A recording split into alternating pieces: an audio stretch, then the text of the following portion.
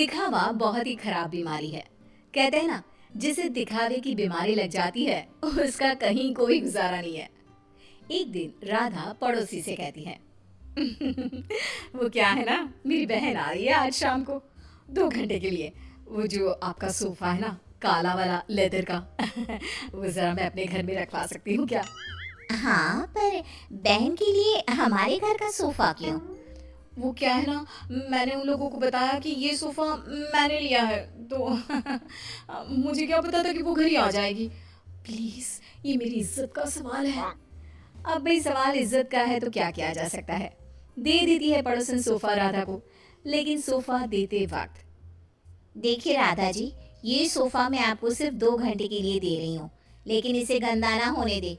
और हाँ, बच्चे बैठे तो संभल कर, जरा सी नुकीली चीज लगी नहीं तो सोफा खत्म। अरे कैसी बात कर रही हैं, कैसी बात कर रही हैं आप? दूसरों की चीज़ों को कैसे संभाला जाता है अच्छे से जानती हूँ मैं। हाँ।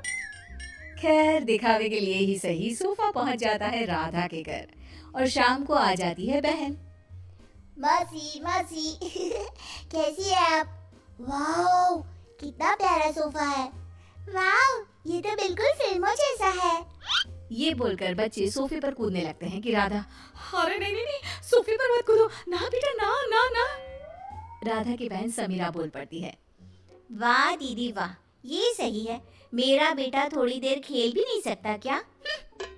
अरे नहीं नहीं, वो बात क्या है ना कि सोफा थोड़ा थोड़ा कह रहा था, कहाँ से आया ये सोफा?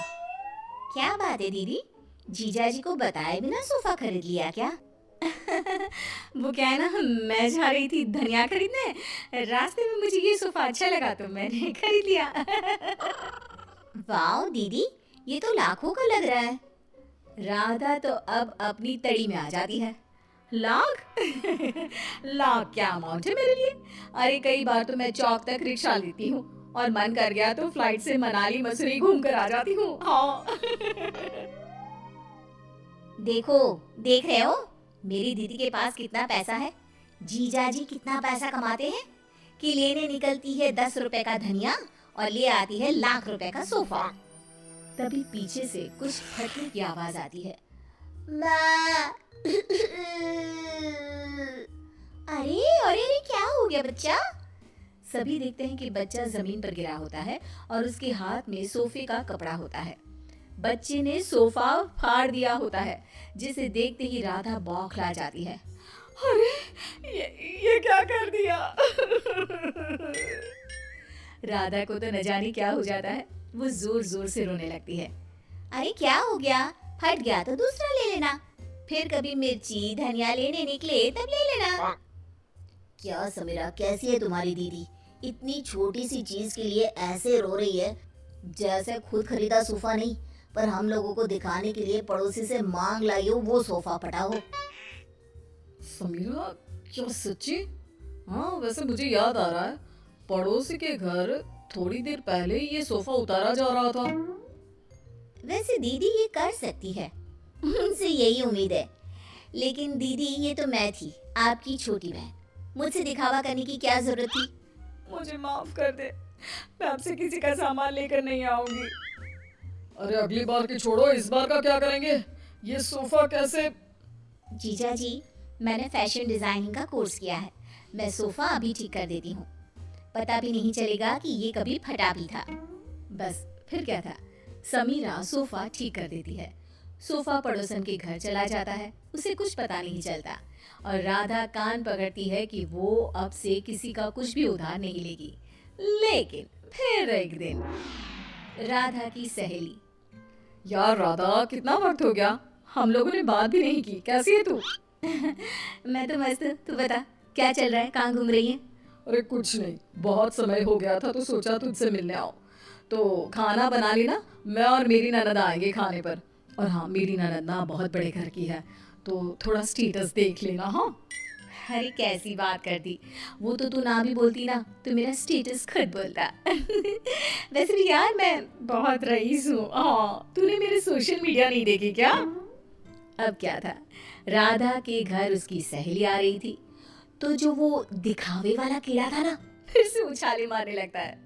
राधा किचन में जाती है जहाँ पर हाय रे, मेरे पास तो ये सिंपल सा डिनर सेट है। अब कैसे मैं उसे अपना हाई प्रोफाइल वाला स्टेटस दिखाऊंगी।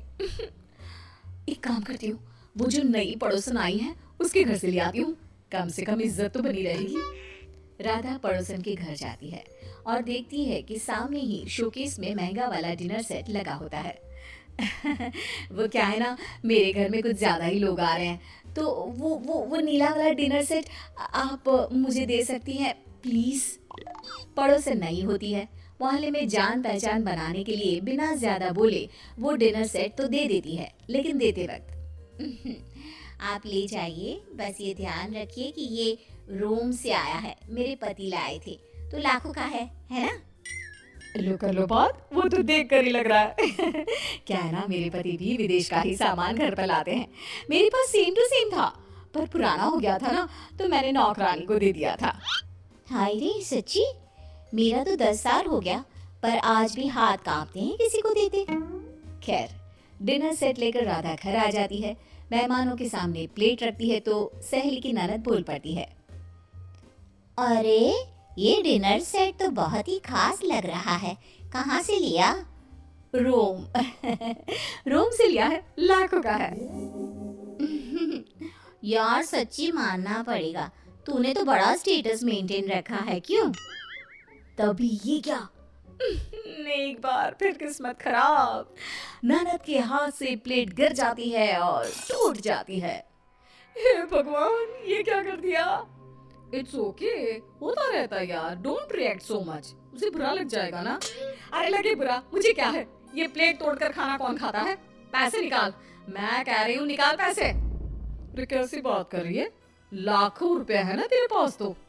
हाँ तभी बोल रही हूँ कि पैसे निकाल, नहीं तो पुलिस को बुलाती हूँ। वैसे भी क्या बोल रही थी तू, बहुत पैसे वाली है ना ये, तो बोल लाख रुपए दे, फिर ही जाने दूंगी मैं इसे यहाँ से। खाया पिया कुछ नहीं, प्लेट तोड़ा लाख रुपए, चलो भाभी। सहेली की ननद क्या करती, पर्स में से पैसे निकाल कर दे देती है और वहाँ से चली जाती है। हाय रे, अब मैं क्या बोलूंगी पड़ोसन को। तभी राधा का बेटा, माँ ये देखो, मैंने वो टूटी प्लेट कैसे फेविक्विक से जोड़ दी, लगे नहीं रहा ना कि ये कभी टूटी भी थी। राधा प्लेट देखकर खुश हो जाती है, वो बच्ची को प्यार करती है और भागकर डिनर सेट पड़ोसन को दे आती है और घर आकर नोट गिनती है। क्या सोचा था, हर कहानी के अंत में सबक ही मिलेगा।